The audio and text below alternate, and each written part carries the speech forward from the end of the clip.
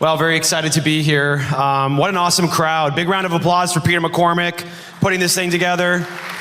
I've done events before. I know how incredibly difficult it can be to put these things together. And thank you for everybody for showing up and participating in this event. Very excited to see so many people decide to travel to the small town of Bedford to listen to all of us rant and rave about our favorite topic, Bitcoin. And for this panel, one of my favorite topics or subtopics of Bitcoin is Bitcoin mining. We're going to talk about how Bitcoin mining is the cheat code for a variety of different things. So let's go ahead and kick it off. I want to go to someone that you're probably pretty familiar with. Harry down at the end here, he spent quite a bit of time on Peter's show talking about a variety of issues on Bitcoin and Bitcoin mining, but we chatted a little bit back behind the scenes about what we want to talk about today, and what we're thinking about are the potential cheat codes of Bitcoin and Bitcoin mining. And one of the questions that I have for you to start us off would be that most people in the world believe we have an energy shortage, but you quickly said that you believe we have a shortage of demand and not a lack of available supply. That's not the problem. Please explain a little bit why you think we need to have way more demand and not less. Yes, 100%. We have a horrifying shortage of demand for energy, not a shortage of supply whatsoever. The reason is that the way that energy grid, like why does all the electricity here work? Right, and there's not an event going on here every single day like this, but yet the energy that powers this room is available to this room 100% of the time. And the reason that is because the way our grids are engineered is to be able to match our peak usage at all times, not just our average usage. And so if we're going to actually get all of the economic value out of every electron that's getting generated, we need to have more productive uses for those electrons in a flexible way so that all of those revenues can flow back and continue to be reinvested in the broader economy or in the electric system itself. And so we need to bring more flexible customers to the electric system in order to maximize the value in that infrastructure. And so I think miners are sort of the very special unicorn that's able to be the first mover and the tip of the spear on the demand side on a flexible basis so that we're able to spur growth in our economy on the back of the electric grid, from day one.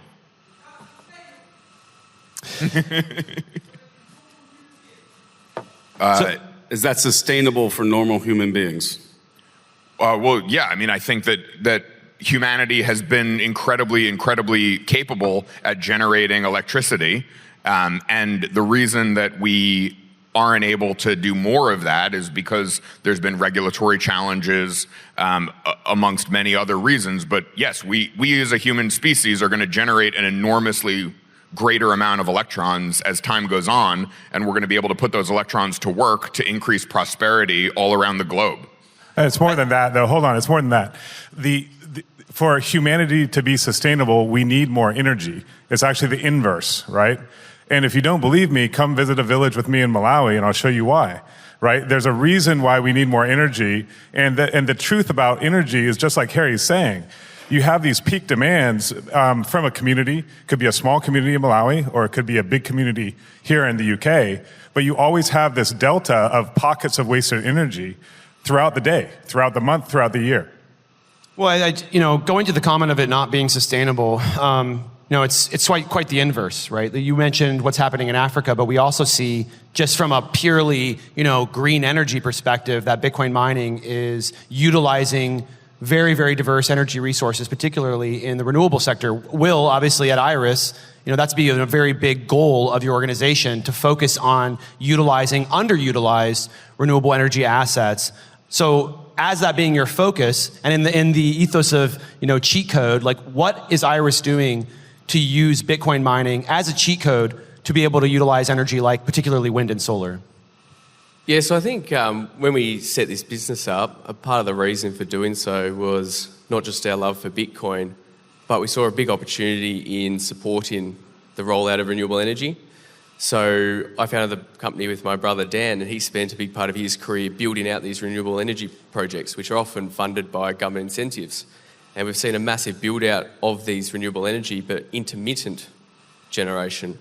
So we saw a big opportunity, hop on the other side of that, and be a load that could tap into that renewable energy, but not just tap into it, be a flexible load that hasn't really existed before. Historically, when Western markets have had that volatility and you're trying to keep the lights on for mums and dads, there's been occasions where they've called on big aluminium smelters to curtail. And if you know much at all about aluminium smelters, which they're basically these big turbines, rotating turbines, you can't just turn them off. So they take a lot of time to turn down, so it doesn't solve the problem immediately, but there's lots of OH&S issues trying to shut it down quickly as well. So as an example, one of our sites is located up in the Panhandle region of Texas, and there's over 30 gigawatts of wind and solar, a massive renewable energy corridor. So 30 gigawatts. The transmission line has an effective capacity of 13 gigawatts to transport that down to the load centres. So for us, we saw an opportunity to go locate up there, absorb that surplus power, locate right next to the source of renewable energy, but also provide a flexible load so that when there's network issues, when the wind doesn't always blow and the sun doesn't always shine, we're able to curtail our operations and give that power, sell that power back into the network. The ability to be able to go in and utilize renewable energy assets and then also turn around when others need it to be able to provide that energy back is an incredible feature of Bitcoin and Bitcoin mining. You said 30 gigawatts. Could you maybe put that in context for people what that amount of energy means? Like, how many homes can we heat? I think it's like 1 million homes per gigawatt that you can heat during a winter storm. So it's an incredible amount of energy that you're able to tap into, but then also deliver back to the grid when needed the most. And so you often see that Iris is, in fact, talk a little bit about that grid balancing, talk about what it looks like to deliver that energy back to the grid. Yeah, so as an example, in January this year, there was predictions of power prices going 100x. And it was looking pretty bad. There was a winter storm coming through. And when we got to that point, what we saw was gigawatts of large flexible loads, including Bitcoin miners, turning off, and it ended up being a nothing burger. Power prices ended up being pretty similar throughout the month compared to other months. So I think that's a real example of how having that flexible load that can switch off, when the network needs it, what impact it has to the rest of the network. And I'll also add that we get compensated for doing so. So this is a sustainable mechanism. We're located in there and it's sustainable, not relying on pure charity from Bitcoin miners to keep doing this and reliant on people to do it. So we've got an algorithm that's all automated that looks at the power market in real time, looks at the money we can make selling the power back into the market, and looks at how much we can make selling power into the Bitcoin network. And in real time, our machines ramp up and down based on what's more profitable. And the benefit of that is you get that flexible load where when the energy market needs it, by definition, the power price is going to be high, we're curtailing and giving it back. It's an incredible feature that Bitcoin mining can provide to energy systems all over the planet. And it's something that is obviously we're seeing a lot of it happen in Texas. It would be my opinion that this will happen across the entire planet as time goes on. Texas has been an incredible example of what's possible with this technology. But staying in the vein of sustainability and environmental cleanup, Thomas, we chatted a little bit about your work over at Stronghold. You're on the board over there. And Stronghold is doing some very unique things and using Bitcoin mining as a tool to sort of catalyze environmental cleanup in the state. Talk about what's happening at Stronghold and how you guys are using Bitcoin mining as a tool to sort of economically provide for an option to clean up what you talked about was the coal refuge there in the state. Yeah, so I'm going to do a very brief history lesson. The coal mining industry for 150 years in the United States, mostly like Appalachia, Western Pennsylvania, West Virginia, Kentucky, Tennessee, blah, blah, blah. Lots of coal mines, lots of activity, and really the powerhouse for the United States that helped push the U.S. through 2 world wars. Over maybe a century and a half, it's a dirty business, and there's a lot of waste coal that's produced. Waste coal goes by many different names, refuse, gob, whatever. But effectively, it's a lower form of coal that has a lot of other stuff in it, and it wasn't valuable enough to just sell into the open market, so they would sort of cast it aside and create hundreds of acres, many hundreds of feet deep of these waste coal fields that just were next to these mines. In the 70s in the US, there was a series of regulations that amount to the Clean Air and Water Act that prevented the coal companies from continuing this practice of just casting the waste coal aside, which caused the coal mines to obviously leave and move on to other areas that were more profitable. So one of the things that coincided with the Clean Air and Water Act regulations was a network of specialized waste coal-fired power plants that had enhanced scrubbers and took some of the really nasty stuff out of the carbon that's created, the smokestack, to mitigate some of the fine metal particles and the other like bad stuff that's there. In the 90s, when a lot of businesses left, and this goes to Harry's original point, we had, steel companies and other like heavy industry that eventually was offshored. So Western Pennsylvania did not have the electricity demand that allowed the power plants to operate, at a commercially viable level until Bitcoin mining. Bitcoin mining provides effectively like a floor of demand where the power plant can supply the local grid whenever they demand electricity, but if there isn't enough demand for the electricity, rather than shutting down the plant, which creates operational issues and effectively harms the plants, it's allowed to continue to run at capacity. And that's remediating the waste coal, which is a terrible pollutant for the water table. It seeps into the water table, it pollutes the land. You can look at, cancer maps, like they're just elevated for, the communities that grow up around these fields. So it's a unique solution that I think is often overlooked. It's not just wasted energy or stranded energy, it's mitigating a very toxic pollutant. I just want to pile on because he's underselling it a little bit. There's only like 13 of these coal plants, I think, in the U.S. that are able to manage burning essentially this. There used to be many more. Exactly. So there used to be many more. And so if you don't have the power plants that are able to manage this waste, it sits in the ground forever and will harm the population forever. But burning it is actually the single most environmentally friendly thing you can do. Stronghold receives a renewable energy credit for every megawatt hour they produce because it's so environmentally beneficial to convert the waste coal into their, I think it's a limestone output, basically. So I know we hear the word coal and everybody thinks it's horrible and we're going to all die. It's not coal. It doesn't create more coal. But essentially what it's doing is taking a highly toxic form of coal and converting that into an environmentally stable, population stable, human stable, and safe output. And because we do not have enough demand for energy, these remaining 13 plants are at risk. And if we lose those plants, we're saying we're comfortable with there just being this endless pollutant in our environment. But without the demand for the electricity, we don't get to go through this chemical process on an economic basis. And there's no will to build any more of these plants. So we're just kind of stuck with it. So it's kind of similar to what happened in Germany with the nuclear power plants, right? Nuclear power plants take years to turn on, and also years to turn off. It's similar for other types of power plants, coal-fired facilities, natural gas.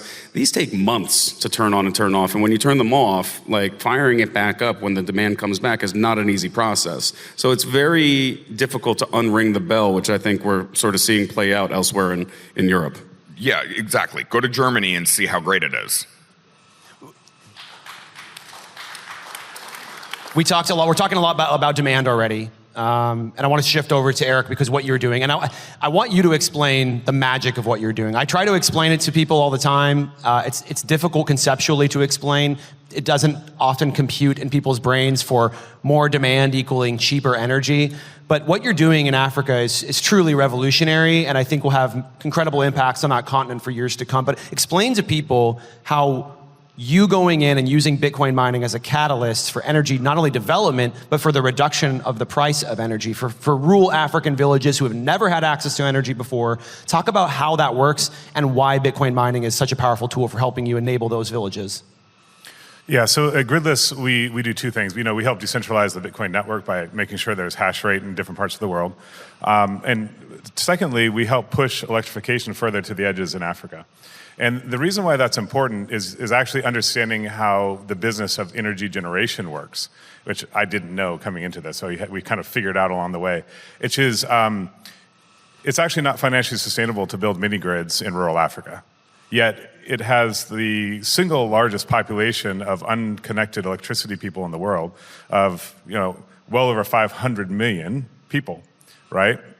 Of the 1.1 billion in the world who do not have any electricity, not just access to electricity, but no electricity, 500 to 600 million of them are in Africa, okay? So everybody wants these people to be electrified because we know that electricity is that base layer for human progress. You can't get what you have here in Bedford without energy, right? That's the base layer for it, and the way we consume it is as electricity, mostly. So what's interesting is everybody wants these guys to be financed, so they get this concessionary financing from African Development Bank, European Development Bank, Rockefeller Foundation, these kinds of organizations. And there's this willful delusion between the energy developer and the energy financer that they're going to be somehow financially sustainable in the next 20 to 30 years. They all think, okay, well, in 8 years' time, we're going to have 36% usage of this by the community. In 15 years' time, we'll be at 55%, and then we're going to get to 80, and then the numbers will magically work out. It doesn't work that way. For example, we've found a site that's 15 years old in rural Zambia, and the most they've ever had is about 30% usage of their power, right? So what that means is it's not a financially viable investment for anybody to invest in rural energy electrification in Africa. So we come along and we put Bitcoin mining there to take them from 30% to 100% literally overnight, right? We come in with our 20-foot mining container, we plop it on the ground, 2,000 kilometers away from where we built it in Nairobi, through 12-hour drive from the closest airport, right? Through Africa's worst roads. We get there, we set up a Starlink, we set up a mobile connection. This over 2 days. The next day, the mining is happening, and that day, the energy producer has their wallet, and they make a revenue share with us. So they get money now every single day. They get paid in Bitcoin. Okay. This completely changes the way the energy producer thinks about their business, because all of a sudden they're financially sustainable and they can think strategically about what they want to do next. Where are they going to expand to? Should I build another site? And it changes the way they look at the economics of their business, because what they were having to do is charge somewhere between 36 cents and 96 cents per kilowatt. And by the way, in Nairobi, it's 25 cents a kilowatt. The average in the US is 12 cents, I think, per kilowatt. I don't know what it is in the UK, I'm sorry. But the interesting part is they're already paying a ton of money for this energy, and they have the least amount of disposable income to do so. So we come along and we're able to build this thing in, and you know what happens magically? First of all, more people get connected to energy now because it makes sense to do so for this energy company. And as they connect more people, we turn machines off, right? And we move them somewhere else. Two is they can lower the cost of energy for their community. So the very first site I remember we went into, it dropped from 36 cents to 26 cents the month we moved in, right? The price of power went down by 10 cents to them overnight, almost, right?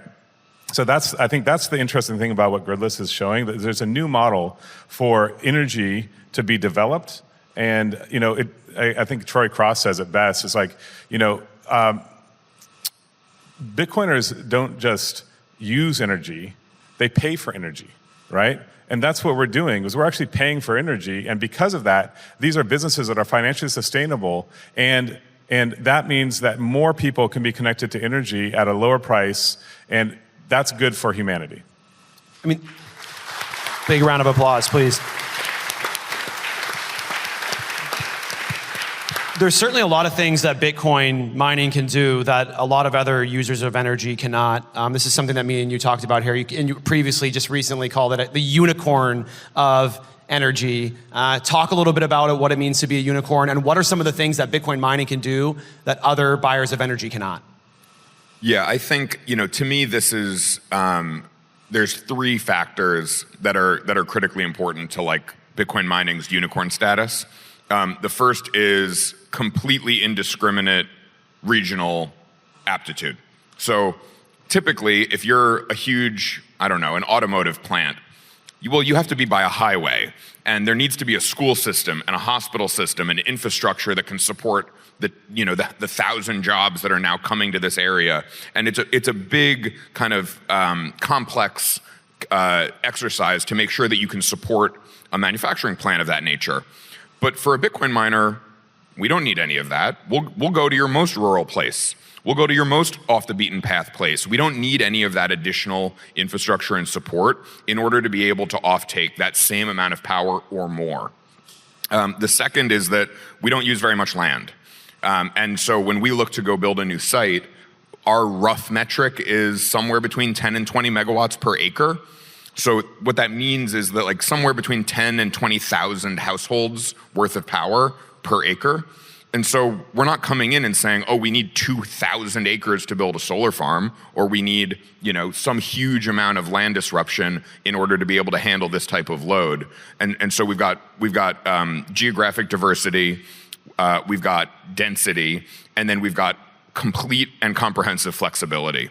So not only are we able to take down more power than any customer a utility may have ever met, but we're also willing to give it back on a very, very rapid and frequent basis. And so there is no other load that's able to give back hundreds of megawatts in a sub 1 minute interval. And so when things kind of go sideways, whether it's a winter storm or a power plant trips off somewhere else in the system, or some of these large scale disruptions, we're the first call. And oftentimes, because we're the first call, we're also the last call when it comes to stabilizing the environment in an event like that. I know you talked about the winter storm that we saw. We saw the same thing in Tennessee. It was Christmas Eve, and it was the first time rolling blackouts had ever happened in TVA. So what was the first call that all the utilities made? The neighborhood Bitcoin miner. It happened to be us for a couple of them. And we happily gave that power back. I'm happy to give back 10, 20, 30 hours of revenue if it means that households are not going to go cold in -5 degree weather. It's the right thing to do, and there are also programs that make it an economic incentive for us to do so as well. And so what we see is there is a market that's growing and developing on a free, non-governmental basis in order to solve a real-world problem. We don't need a handout. We don't need a taxpayer dollar. We don't need a subsidy. We just need a free and open market for electricity that incentivizes us to be the best corporate citizen that we can be. It sounds like you're saying that Bitcoin mining is somewhat of the first responder for energy shortages. It's an incredible feature that we've seen happen, take place all across the country. It's another revenue stream, in fact, for miners. But real quickly, I want you to talk about the additional revenue streams that you've seen out there for Bitcoin miners. As we approach the halving, I think these additional revenue streams are going to be critically important. And once you nail down on what those are, we'll go to Will and Thomas to talk about their specific revenue streams. Yeah, I think that, and I'll answer the halving question I think that was posed earlier. I didn't hear it live, but essentially, miners are one of the only businesses in the world that sign up to have their revenue cut in half every 4 years willingly. And so because of that, it puts an enormous amount of competitive pressure on our business. And because of that, we're forced to continue to push to the edge of innovation in order to recover as much of that lost revenue in Bitcoin terms as possible. Oftentimes, the purchasing power of Bitcoin unhalvens us, even though the number of Bitcoin that we're earning continues to go down. So I think there's that interesting dynamic. It's important to understand the competitive landscape highly incentivizes innovation, and Will and Thomas are both part of companies that are pushing that secondary revenue stream in really interesting ways. But it is something that we as a community have to think about all the time, because we know the revenue is going to go down on the Bitcoin mining direct side. So what are the adjacent opportunities that are available to us? I think demand response is an obvious and very compelling one, but these guys have talked about two others that I think are really cool. Yeah, going down the path of additional revenue streams, I think it's very interesting because it's in alignment. I don't know has anybody here read, by the way, Brandon Quittem's Pioneer Species article? A few of you, not enough of you. Go read this article by Brandon Quittem, Bitcoin is a Pioneer Species. And it really effectively outlines through the lens of nature, how Bitcoin mining is going to be a catalyst for a number of different industries and potentially even new cities to be built around this new demand that we are seeing. But one of the most interesting things is that we see it already happening. We see it playing out, this theory that Bitcoin mining is going to go out and be a catalyst for new types of data centers, new types of load in places they've never existed before. And going to Will here, Will is part of a company, Iris, where they are already on this path. In fact, they were preparing for it. You've been in the industry for 6 years now, in the space for 6 years, but from the very beginning, we're planning for additional types of high density loads, including AI, specifically AI. Talk a little bit about how you are viewing AI as an additional revenue stream and how it's played into your strategy at Iris. Sure. Iron now, we've had a rebrand. Oh. Yeah, before I touch on that, just quickly on the halving, it's interesting or funny. People talk about it as if it's something that's just sprung out of nowhere to us miners. Like, we've known about it for 14 years. To Harry's point, it's all programmed, so you're thinking about it well in advance and preparing for it. We've essentially what we've been building out are power-dense data centres for next-generation compute. So very early on, we had a vision that humanity is going to continue to progress and they're going to require more and more compute. And we've seen it with generative AI recently.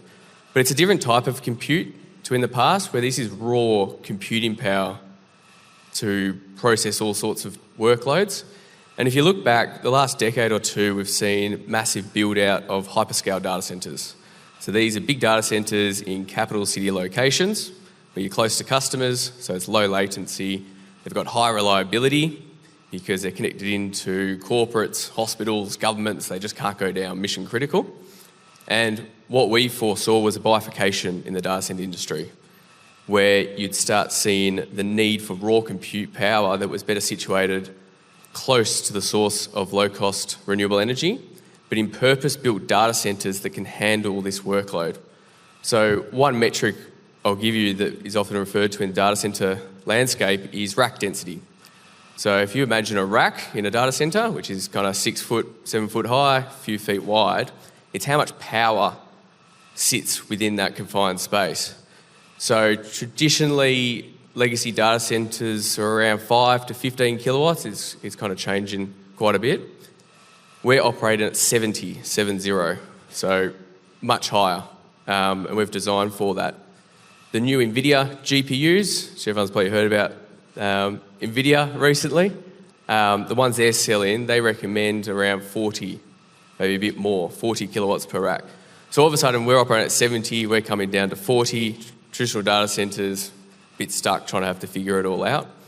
So we built out the platform with this in mind. So we've been building these specialised data centres for a while, and for the last 4 or 5 years, we've been waiting for this opportunity that's presented itself with generative AI. So we ordered our first GPUs late last year, plugged them in early this year, and we're starting to service that market, and it's starting to grow quite a lot. Well, I guess it's a good Ethereum decided to stop using proof of work so that the GPUs could be a little bit cheaper. So yeah, that's right. And we can thank Vitalik for that one, I guess. Jumping over to another revenue stream, Thomas, you at Stronghold, you talked a little bit about it a little bit. You are cleaning up the environment quite literally with the process of eliminating coal waste. But talk about what kind of revenue streams that's creating. Outside of just doing something good for the environment and mining Bitcoin, you're able to also get carbon credits is what I'm hearing, or is there a different type of additional revenue stream that's in play? Yeah, so there's carbon credits, there's carbon capture, the benefits of capturing the carbon and then using that in other applications. There's a number of things that are more applicable or derived from the energy side of the business rather than Bitcoin mining. But just briefly, because we had the question on the halving, I thought it might be a good opportunity. The other revenue streams for miners are going to get really interesting as we, process through the halving and then the next couple of months. So Harry mentioned the revenue gets cut in half. The only way to supplement that, because all the cost side for miners are denominated in local currency, right? Overhead, cost of machines, cost of electricity, energy, blah, blah, blah. On the revenue side, that gets cut in half, and the only way to really supplement that is the price of Bitcoin goes up or transaction fee, revenue also goes up. So other large miners, Marathon in particular, has a new product called Slipstream, which organizes blocks in a much more, I would say, effective, esoteric fashion is probably a good way to put it. I think American HODL is doing a presentation on ordinals in a little bit, which will be pretty exciting. But I think when we look at like the other applications and the evolution of a mining operation and getting into other services around mining pools and the structuring of blocks in a way that is maximizing transaction fees, I think a lot of miners are starting to take a hard look at some of the developments that are happening in the inscription and ordinal space to hopefully supplement some of the cuts to revenue that are inevitably coveting. Yeah, I mean, certainly the ordinal debate is heating up. I'm personally trying to already put together a debate about ordinals and censorship and spam. So that's going to be probably one of the most important conversations that we can have in this space, maybe outside of the ossification debate that has certainly picked up.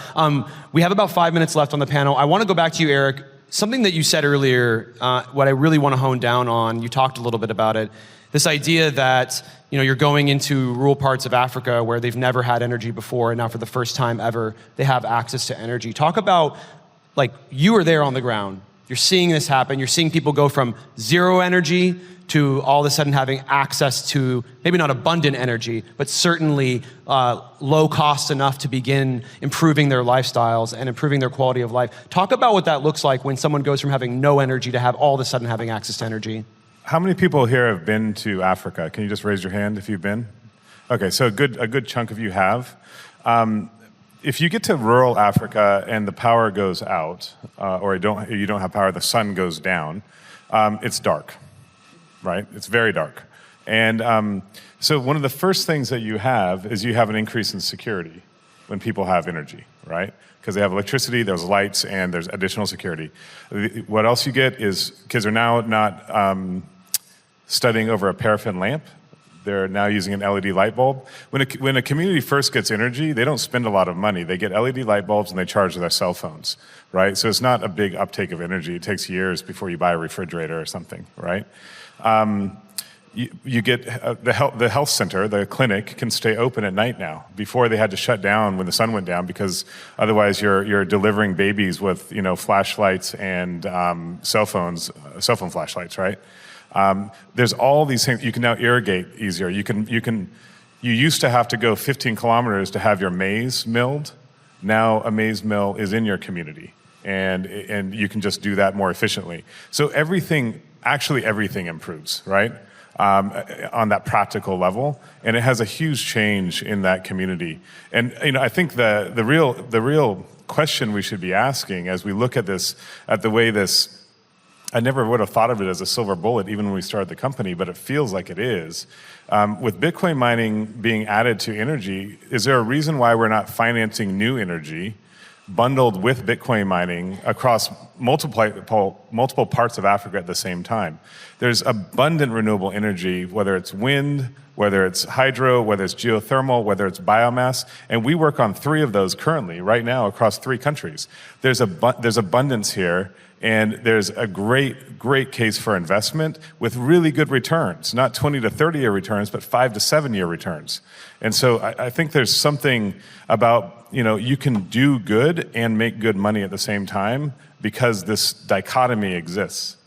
Yeah, I've commonly found that in Bitcoin, there is like a thread that runs through all of it, which is that you can do good, you can have a positive impact, you can also get wealthy at the same time. So it's a very unique situation. I like to call it that Bitcoin is financing the rebellion. So I'm very much a supporter of this sort of way of thinking about Bitcoin. We've got about 2 minutes left.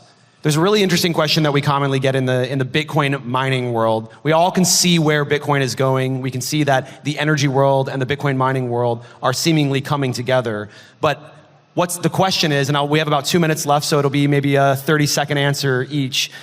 What do you think? Is the Bitcoin miner going to buy the energy assets up, the power companies up first, or is the power company going to buy the Bitcoin miner up? We'll go to you, Eric, and then we'll go down. I'll just answer for my part of the world, which is I think that because energy guys are ossified in the way that they do their businesses, that there's a leverage point over the next couple of years where those of us who are doing Bitcoin mining will lean into actually building energy too, and I think that's a stronger position. I don't know how it'll look in the rest of the world, but I think in Africa, we have a chance to be energy guys as well, and buy out some of those small energy guys to make that happen faster. Awesome. Thomas? I think that's a great question. It depends on the location. I think we're going to see that go both ways, depending on the location, depending on the type of miner, depending on the type of power provider. We'll see a pretty broad range there. Will? I think that assumes that one buys the other. I think there's a third option, which is they stay a bit separate. I think in the near term, we are seeing that overbuilt supply of renewables at a much lower cost of capital than Bitcoin miners have today. So I think it's going to remain a bit separate for a bit of time. Also, you've got to remember the type of investors investing in renewable energy projects have their own mandates. That doesn't necessarily extend to Bitcoin mining today. So I think foreseeable future, you might not see a whole heap at a super large scale. I won't make a blanket statement, but I think what I'm most excited to see is I think the Bitcoin miners are differentiated buyers of certain energy assets, where I think a miner understands the value of an asset that might be in a poor revenue environment. And so they'll be able to buy something at what looks like a distressed price, but be able to generate non-distressed revenues out of an otherwise seemingly distressed asset. Great answers. We had 10 seconds left, but we'll go ahead and end it there. Thank you, everybody, and give a big round of applause.